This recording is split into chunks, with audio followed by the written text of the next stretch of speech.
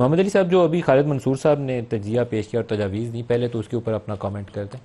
वो बिल्कुल सही बात कर रहे हैं और मैंने भी थोड़ा सा शुरू में बताया था कि हमें होलिस्टिकली चीज़ों को देखना पड़ेगा। IPP is one part of the whole equation. For example हमने ट्रांसमिशन की बात की कि हमने प्लांट्स लगा लिए बट ट्रांसमिशन कैपेसिटी नहीं थी, तो इसकी जिम्मेदारी हमारे इदारे एनटीडीसी की है, तो हमें एनटीडीसी को सही करना पड़ेगा। और फ्रेंकली एनटीडीसी मेरा नहीं ख्याल कि गवर्नमेंट के पास अगर रहेगा तो सही हो सकता है, गवर्नमेंट के बस की बात नहीं है ये इस टाइप के एनटीडीसी को प्राइवेटाइज करना चाहिए। एनटीडीसी को मेरा ख्याल है प्राइवेटाइज करना चाहिए और हमें सोचना चाहिए कि एनटीडीसी को अगर हम ब्रेक कर दें। I give an example.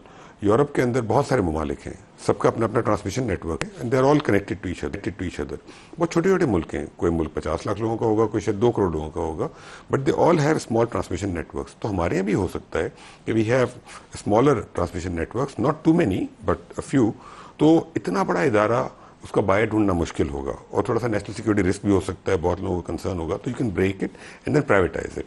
Secondly, NTDC के अंदर जो ट्रांसमिशन लाइनें अभी लगानी हैं, क्योंकि उनके पास कैपिटल नहीं है, तो पब्लिक प्राइवेट पार्टनरशिप होने जाना पड़ेगा।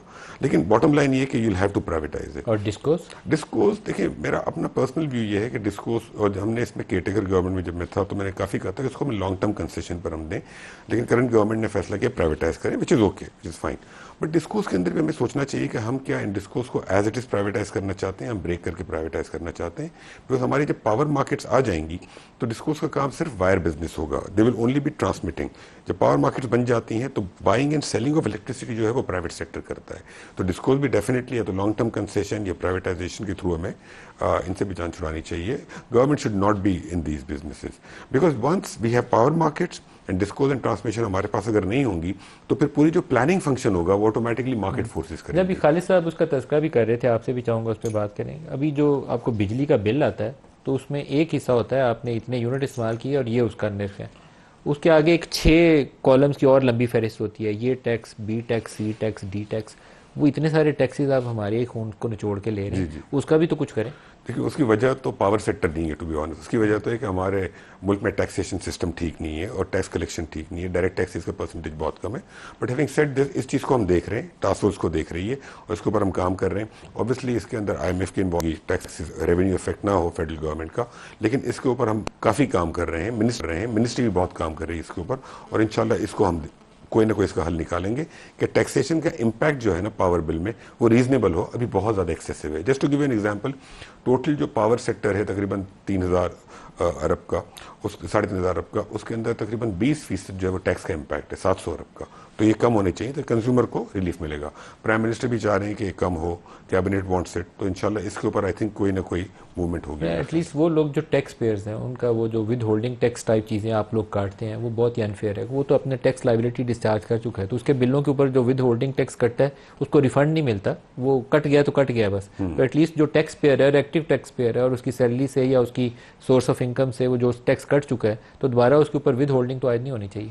हाँ, बेसिकली आई थिंक ये इनडायरेक्ट टैक्स का फॉर्म जो है एक ऑटोमेटेड सिस्टम होना चाहिए जिसका वो उसको एडजस्टमेंट मिलती रहे। हाँ, और टैक्स पेयर हो या ना हो, आई पर्सनली थिंक कि इसका ये इनडायरेक्ट टैक्स है जो कि गरीब आदमी को भी हर्ट करता है और अमीर आदमी को भी हर्ट करता है और ये नहीं होना चाहिए, ये कम होना होगा। तो सही बट कम हम होगा। ब्रेक से पहले थे कि आपने 5 टर्मिनेट करने हैं प्रोजेक्ट्स जिनकी आपको ख्याल में ये है कि मुस्तकबिल में ज़रूरत नहीं रहेगी। ये 5 टर्मिनेशन अगर आप सक्सेसफुली कंप्लीट कर लेते हैं तो इससे हमें कितनी सेविंग्स होगी कौमी खजाने में? अच्छा, ये बड़ा अच्छा सवाल है और मैं इसमें थोड़ा सा एक बात ऐड कर दूं। ये बड़ा क्रिटिसिज्म होता है और काफ़ी पावर सेक्टर में लोग कहते हैं कि जी आईपीपी से निगोशिएशन जो कर रहे हैं तो इसका इम्पैक्ट 94 और 2002 का बड़ा कम होगा। बट इस पे हमारा पॉइंट ये है कि खाली 94 और 2002 पे हम नहीं देखेंगे, हम तमाम आईपीपीस को देखेंगे, जो जितने भी आईपीपीस हैं। हम 2006 के देखेंगे, न्यूक्लियर को देखेंगे, गवर्नमेंट ओन आईपीपीस को देखेंगे। हमने गवर्नमेंट के प्लांट्स को ऑलरेडी देखना शुरू कर दिया है ताकि डिस्क्रिमिनेशन ना हो, बल्कि गवर्नमेंट के प्लांट्स के साथ तो हम शायद ज़्यादा सख्ती करेंगे, उनको भी हम देखेंगे। और ये जो 5 प्लांट जो बंद होंगे तो इनकी वजह से जो फ्यूचर में कैपेसिटी पेमेंट जो बचेगी, जो कि हम अदरवाइज देते, वो तकरीबन 325 अरब की होगी। 325 अरब पर एनम? नहीं, टोटल टोटल हम इसमें किसी के 3 साल बाकी हैं, किसी के 8 साल साल हैं, किसी के 10 साल हैं, बट टोटल 300 अरब, 325 अरब की तकरीबन कैपेसिटी पेमेंट मुल्क को नहीं देनी पड़ेगी आने वाले वक्तों में। इसका जो टैरिफ इम्पैक्ट होगा वो तकरीबन 45 से 50 पैसे होगा। न वन कैन से कि तो बहुत ही कम है, बट 45 से 50 पैसे भी जो है वो साल का 50 अरब बनता है। और इसी तरीके, ये तो अभी शुरुआत है ना, अभी तो हमने काम शुरू किया और है। आपने 12 ऐसे प्रोजेक्ट्स बताए जिनको आप टेक एंड पे ले जाना चाहते हैं। 17 को ले जाएंगे। 94 और 2000 के जो बाकी 17 हैं जो बचते हैं, उन सबको हम टेक एंड पे और वो टेक एंड पे जाते हैं तो उसकी आपको कितनी सेविंग? वो भी हम काम कर रहे हैं, बिकॉज हमने जो स्टार्ट किया है, हमने टर्मिनेशन वालों से शुरू किया है। अगले 2 हफ्तों में इंशाल्लाह हमारे टेक एंड पे का एनालिसिस पूरा हो जाएगा, and then we will do 2006 government. तो we doing it step by step. Government वाला इशू जो है वो बड़ा टेढ़ा है।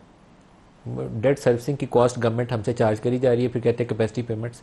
तो आप इस डेट को किसी हद तक अगर नेशनल डेट में पार कर दें तो एकदम से पैराडाइम शिफ्ट आ जाएगी, आपके वो टैरिफ से निकल सकती है। हाँ, डेट सर्विसिंग असल में हुआ है कि जो सर्कुलर डेट हमारा 2500 अरब का जो जमा हुआ है, उसकी कॉस्ट जो है तकरीबन 3.5 रुपए वो बिल में जा रही है। तो सर्कुलर डेट का भी हल निकालना है। इसके ऊपर गवर्नमेंट भी काम कर रही है, टास्क फोर्स भी काम कर रही है कि सर्कुलर डेट जो है इसको किस तरीके से रिजॉल्व किया जाए। तो we are working on that. लेकिन सर्कुलर डेट आपका बढ़ता जाता है, टैरिफ बढ़ाने के बावजूद हर साल बढ़ जाता है, कम तो हो नहीं रहा। नहीं, अब सर्कुलेट अब नहीं बढ़ रहा, लेकिन वो इसलिए नहीं बढ़ रहा कि जो नुकसान हो रहा है पावर सेक्टर का वो हम बजट से पे कर रहे हैं, तो वो बढ़ना रुक गया है। लेकिन जो जमा हुआ है 2500 अरब, उसके ऊपर तो हम सूद दे रहे हैं, तो उसका भी हल निकालना पड़ेगा। तो जब तक नहीं निकालेंगे तो तब तक 3.5 रुपये फी यूनिट हमसे आप लिए जाएंगे। जी, बिल्कुल। Very good. अच्छा, हमारे साथ आरिफ हम इंशाल्लाह हल निकाल लेंगे इंशाल्लाह, होपफुली इंशाल्लाह।